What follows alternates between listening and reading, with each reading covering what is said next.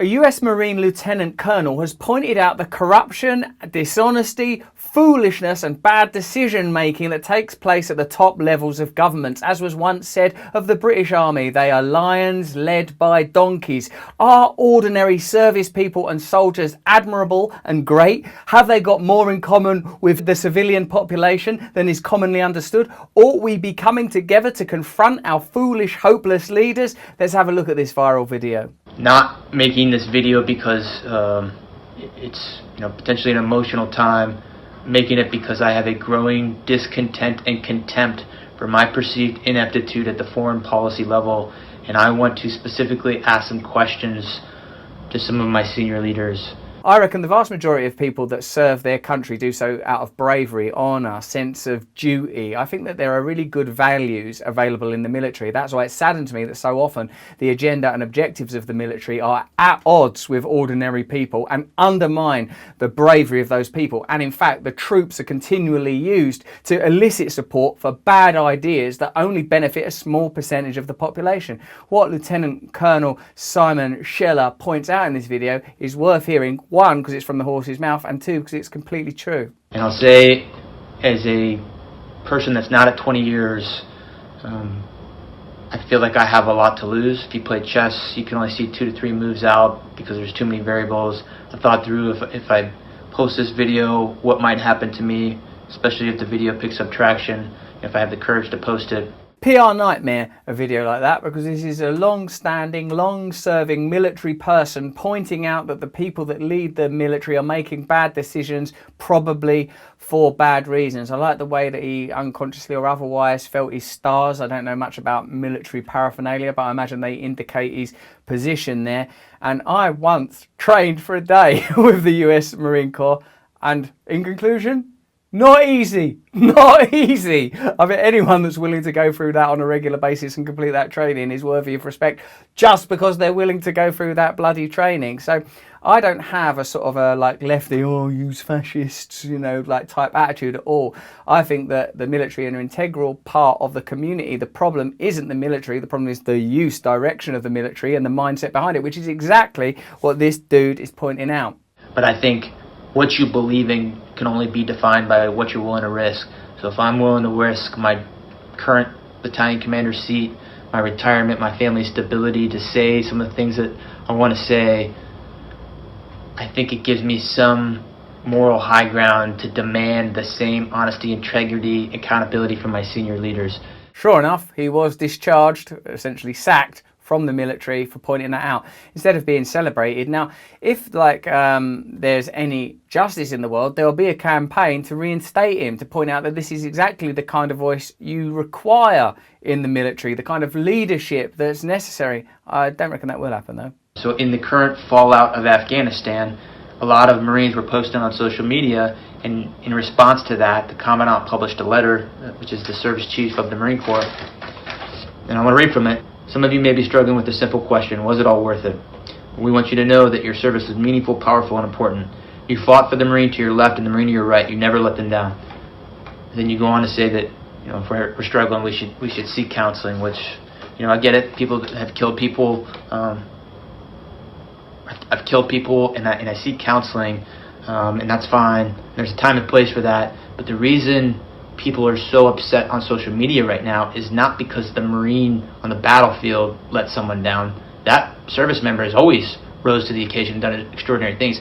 People are upset because their senior leaders let them down, and none of them are raising their hands and accepting accountability or saying, we messed this up. It's pretty heavy, isn't it? I suppose the part of the requirement of overseas military activity is that we don't fully appreciate, understand, or even examine the reality that service people experience. That a necessity, an obvious necessity, is that you have to kill people. I suppose what that does is highlights the fact that you're operating in a sort of a strata of behaviour and activity that requires a great deal of awareness.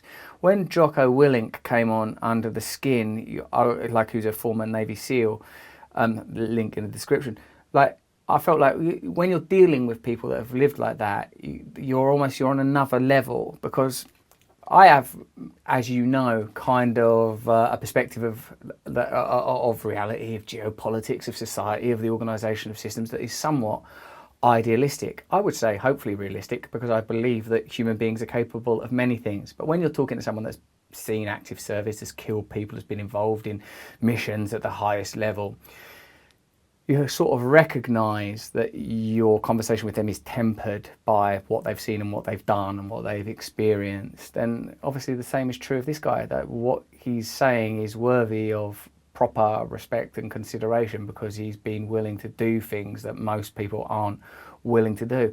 I would, broadly speaking, be against foreign occupation. I'd be against, generally speaking, military action. But I certainly really respect people that see things through the lens of an experienced military perspective. But I think, again, as I keep saying, military is a subset of advanced capitalism. Whose agenda are they ultimately serving?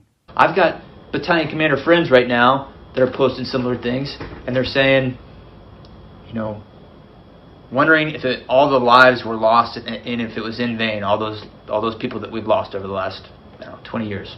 And what I'll say is, and from my position, potentially all those people did die in vain if we don't have senior leaders that own up and raise their hand and say, we did not do this well in the end.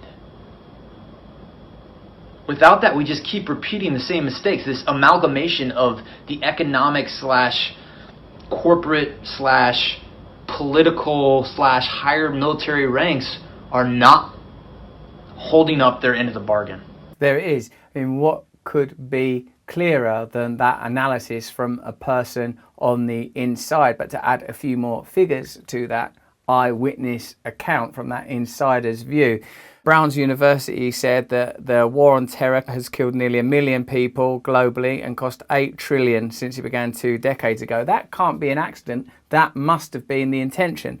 During the occupation of Afghanistan, Congress gave $2 trillion to 5 military contractors. $1.1 trillion has been spent on domestic security measures. But it feels to me that when you look at that man's face, what he's describing is the realization that he's been given a false narrative and at a very high cost, and has experienced things that most of us can only imagine in terms of fatalities of friends or comrades or colleagues or however you refer to it in that context, as well as actions he feels morally dubious about himself, for which he's required psychological support. And for what? Well, for 8 trillion, for 1.1 trillion for these defence contractors.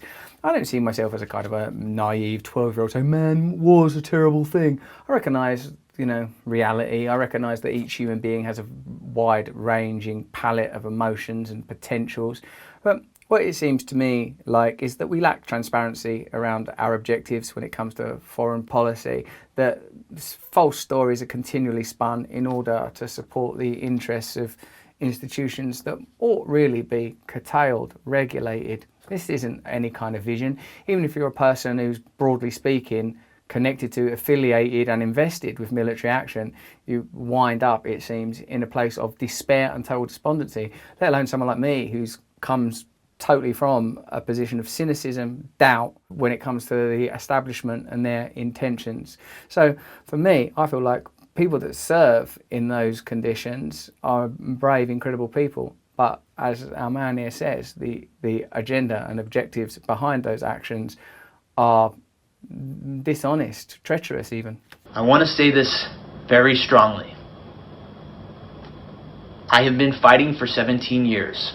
I am willing to throw it all away to say to my senior leaders, I demand accountability. We saw your video, and I must say I was very moved. Oh, really? You acknowledge the duplicity and problems? Oh, sorry, no, you're fired. That's so mad. Exactly what you would anticipate, exactly what he was querying is exactly what happened. In spite of the vast sums spent propping up, creating, developing, cultivating a weapons industry, he's been discharged, meaning he will lose his pensions for the 17 years of service that he dedicated.